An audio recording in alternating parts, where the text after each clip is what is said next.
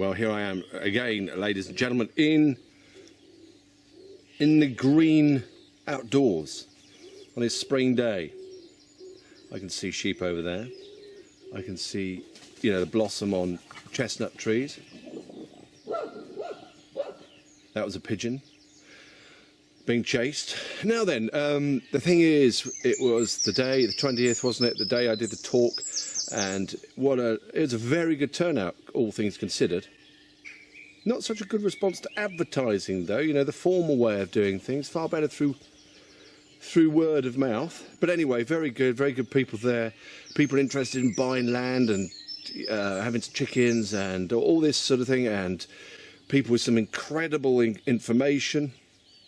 It's funny, you think you've got a lot of information, and then you speak to some other people and you realise, yeah, well, I'm getting there, which I am, I think, getting there as far as all the law stuff is concerned. But as I said, I'm not a great big one on the law. My information on that isn't 100%, but what I'd like to do is put some enthusiasm into you, so you actually go and do it yourself and look into it yourself and understand the principles that you are actually born free in this world, and that you are being attacked, and your property is being attacked unlawfully, and sometimes and quite often illegally, beyond rules, beyond procedural rules and all that sort of thing. And it really is up to you, I think. This is one of the things that I find extremely important, is for people to realise that they are functioning on about one cylinder out of 24 by being subjected to this fake authority.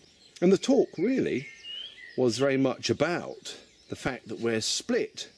We're split down the middle. We are born man or woman, and then, we're not a name, we're certainly not a legal fiction. And that is being divided by all the immorality and all the trash media, etc. That's just one example.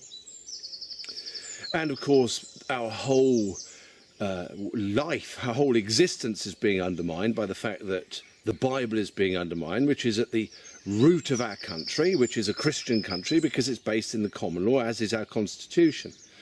But not even on a national level, on an individual level. Because I talked in the talk, you'll notice I talked about the macrocosm. Divide it, you stick on the real thing, which is God through Christ, etc. That's real, and you stick on it what's false, and you therefore divide the whole thing. And it's the same with a man. If he wants to attach to himself all the lawlessness, and he wants to attach to himself a corporation, be a download to a dead entity legal fiction, then that's a problem. But anyway, back to what I was saying, what I'd love people to do is go and look into it, go and research it, read the Bible, understand why the Bible is at the root of our law, understand the power that the Bible gives you when it's properly translated, of course. And talking about a proper translation, today is the day that an edition of the Aeonian books, a second edition, hardback with bigger print, is being released. It's being published today. So that's something for everybody to get hold of. But as somebody pointed out at the talk, we've got to be very careful about the information that we have. And, I was going over the talk myself, and I recognise there's a couple of little mistakes I made. For example, when I was talking about the outpouring, I said that it was the epiphania. In a way it is, but the epiphania is a moment of realisation, and the aeon is the outpouring, and that's the word that's related to olam. But it's very easy to make these little mistakes, and that's why people must not hang on every word of somebody who talks to them. If I'm going to ask you to hang on to anything, I'm going to ask you to hang on to your enthusiasm, your spirit, and your faith, and your understanding of the importance of Britain, and the importance of the common law, and the importance of Christ. These are the important things. These are the things that I'd like people to hold on to, and the enthusiasm and spirit that gives. So, yes, anyway, it was a great day, and as that chap says, we've got to be very careful about the information, and there is loads of information out there, very, very, very powerful information. And when you get to know people of like mind, preferably in little groups, small groups that, aren't connected to big, great big organisations, and then you share this information, and then you could take action. You hold your ground, as it says in Ephesians 6. But what I want to say is,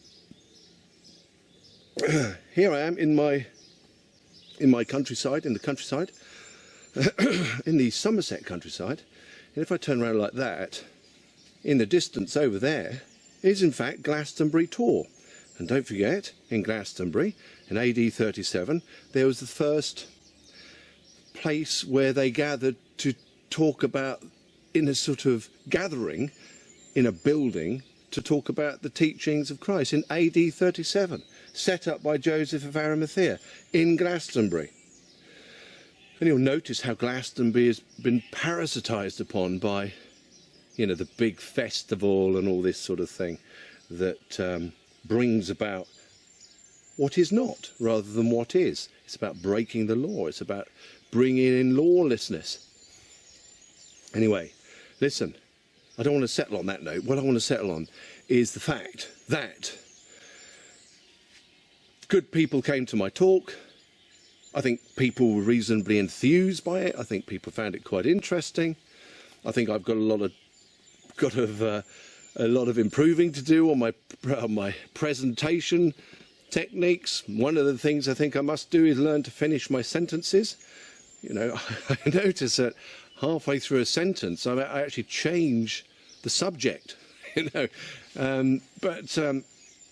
what can you expect when you've got Mercury opposite Uranus? Directly opposite, with Mercury in Pisces. That's what an astrologer would say as an excuse, but there we go. I've got to obviously polish some things. But listen, it was fantastic seeing you all there on that day, and people asked, can I share those videos? Of course you can share the videos, as long as you're not going to get any money from it, as long as you're not going to cut them up and, use them against me. That's fine. Just get them out there. Get people thinking about this stuff. Get people thinking about the common law. Get people thinking about the law of God that is still and stable, whereas the law of man is random and arbitrary. And with man in charge and following his law, you get the big bully boys running around, stamping on people, taking people's whole existences away from them. Can you imagine how good it would be if everybody were to follow the true law, the true spirit of it? They weren't divided by corporations, by legal fictions. They knew the true authority and followed that authority and stayed by it. Can you imagine?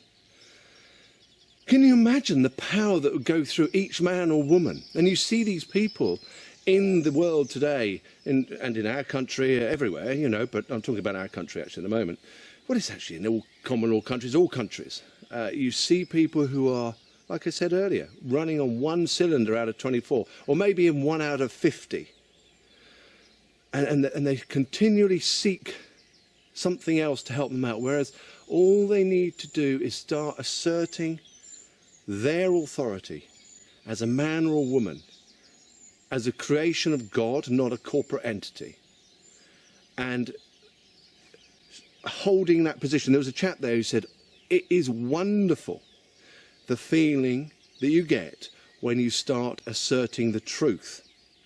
I hear people say, I am a man. Don't you dare call me Mr., Mrs. or whatever.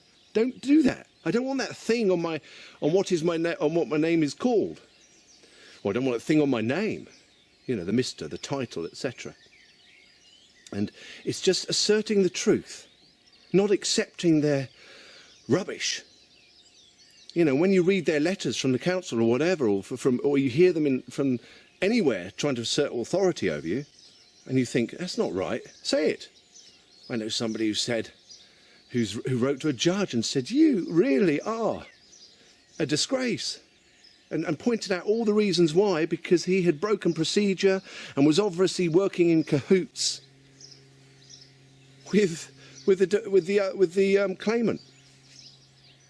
So he got a letter telling him who he was, why he was, that God's law rules supreme through Christ, of course, in the Christian country that we have. And you tell him that, and you don't do it maliciously, but he just got told. And so what's going to happen with him is that You know, he's had the Christian education. It's going to be in his head somewhere. It's going to start nibbling at him. And maybe, perhaps, just that bit of pushing back, that teaching, that outpouring, as the aeon is about, you know, the outpouring, maybe that's going to ignite something in him, and then off he goes. Maybe he's going to start being good again, or for the first time actually in his life. Who knows? Anyway, there we go again, and going round and round in circles. Thank you very much for all those who came. Thank you for those who share the video. Thank you to all of you who are actually doing their best to stand up and hold their ground and learn stuff, and to, you know, find the reality of the situation in this world. And thank you very much also to all these beautiful leaves and trees all around. Thanks very much. Speak to you soon.